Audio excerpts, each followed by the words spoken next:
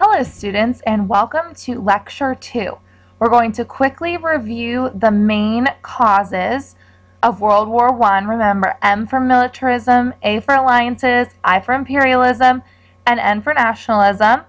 And then we're going to go over the American entry into World War I. And you have a page of notes that you need to fill out accompanying this lecture. This is Roy, and he's going to help us review the main causes of the war. The first cause of World War I, background cause, is militarism. Militarism is a belief in building up and glorifying the nation's military forces as a way to increase national spirit and power.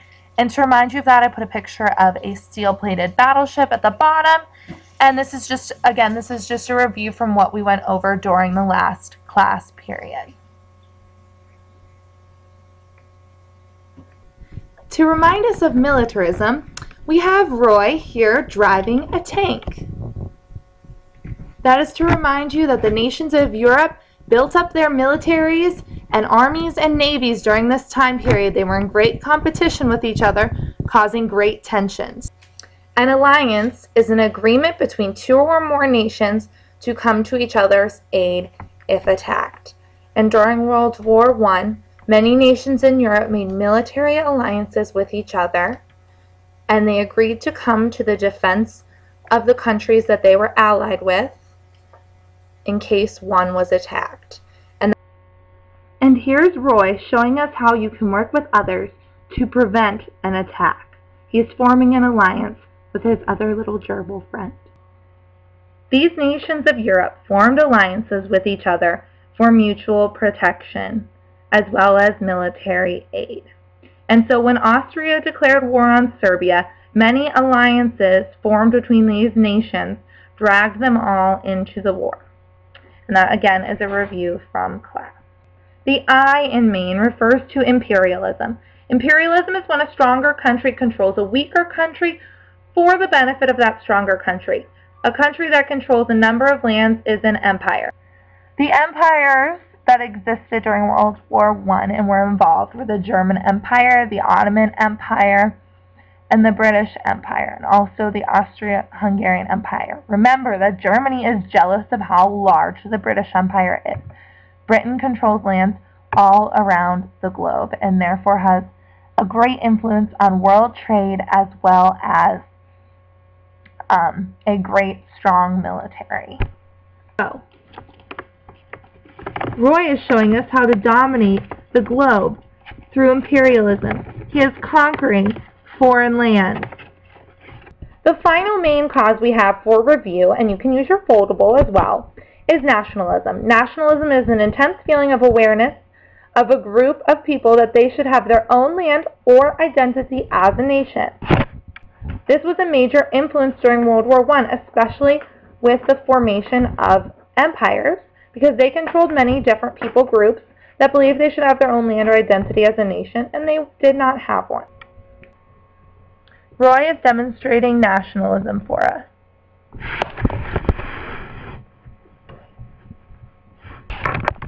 So again, feel free to pause this presentation at any time in order to get the notes that you need filled out or to review anything. That's what it's here for.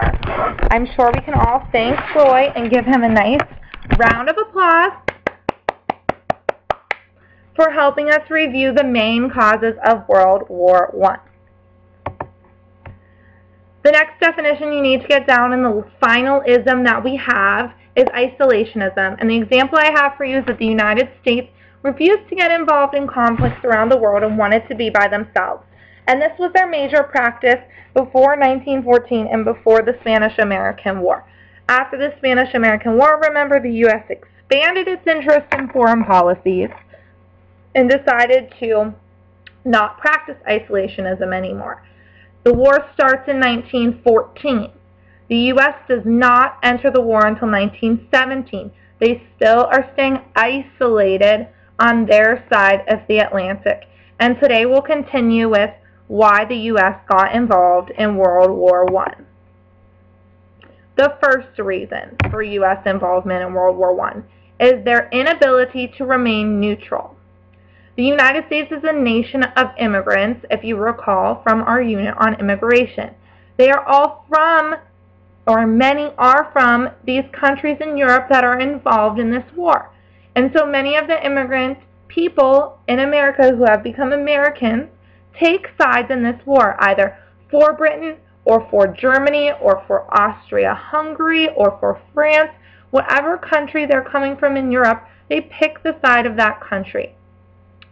Propaganda was mainly used in the newspapers and in posters to shape and form public opinion.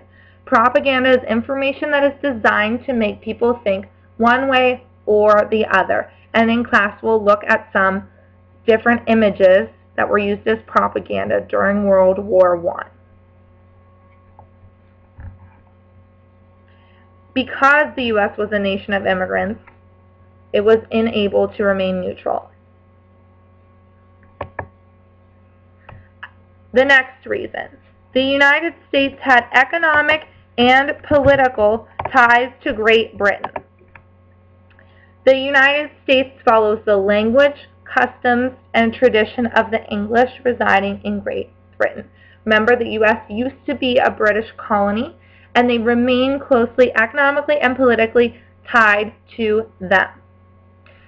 Due to the fact that Britain blockaded the Germans, which means they lined up their ships and would not let anyone trade with Germany in order to hurt them during the war. So they blocked off Germany. They wouldn't let them out or in of the water near their country. And so the United States could not trade with Germany. The Britain said, no, we are blockading them. And so in order to continue their economy functioning at the level it was, the U.S. was forced to only trade with Britain. The U.S. also lent a lot of money to France and Britain during the war because France and Britain needed money to buy more machinery, buy more weapons, pay more troops. And so they lent money to them. Germany gets angry about this because the United States supposedly is a neutral nation. They follow isolationist policies. And by lending money to France and Britain, Germany believes the U.S. is not acting neutral. And Germany is also upset that the U.S. is no longer trading with them due to the British blockade of the water surrounding Germany. And remember, Britain is able to do this due to the fact that it is on an island separate from the continent of Europe. All right, so we are working our way towards 1917 here, and the U.S. becoming involved in World War I. There were many American citizens on the ship the Lusitania, and they were sailing in the waters near Britain. Germany had perfected the art of submarine warfare at this time. This was the first time submarines were used in a war, and Germany used their submarines to shoot down British merchant vessels or British warships or French warships, whoever was in the waters of the English Channel. Well, this ocean liner was sunk by a German submarine. There were 100-some U.S. citizens on there who died from the ship being sunk. The United States was upset about this. Propaganda was used to influence public opinion against Germany due to the fact that they believed their citizens were murdered. And here is an image of the Lusitania being blown up by a submarine. Here's a picture of the Lusitania in harbor. It was a large ocean liner. And then here's an image of German submarines in the harbor. This is the third reason for U.S. involvement in World War I. And again, we'll discuss this further in class. So please come to class with your questions. Make sure you pause and review this presentation at any time as you feel necessary. And the fourth reason for U.S. involvement in World War I was the Zimmermann telegram. It was a secret telegram sent by Germany to Mexico, stating that Germany would help Mexico reconquer Texas, New Mexico, and Arizona, which used to be belonged to Mexico and now is part of the United States in 1914. Germany would help them reconquer these in exchange for Mexico's help in World War I. Well, the British intercepted this telegram, and translated it and sent it to America and said, look, this is what Germany is saying about you. Germany is clearly against you. You need to help out the Allied forces in the war. And here's the actual text of the Zimmermann telegram.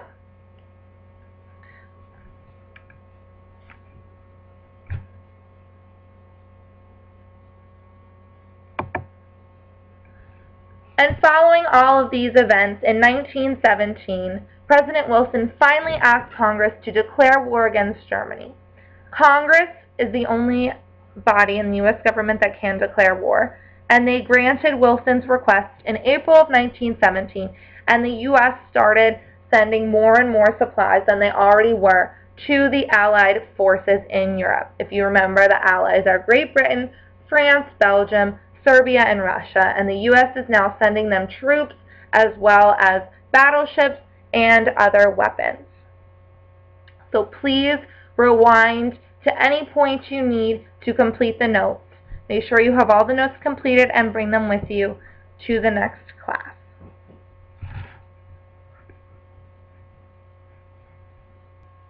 Have a nice weekend, and I hope that Roy helped you review the main causes. And then you also have 4 causes for why the U.S. entered World War I that you need to learn as well. And come to class prepared to discuss all of these topics for the next time we meet. Have a nice weekend.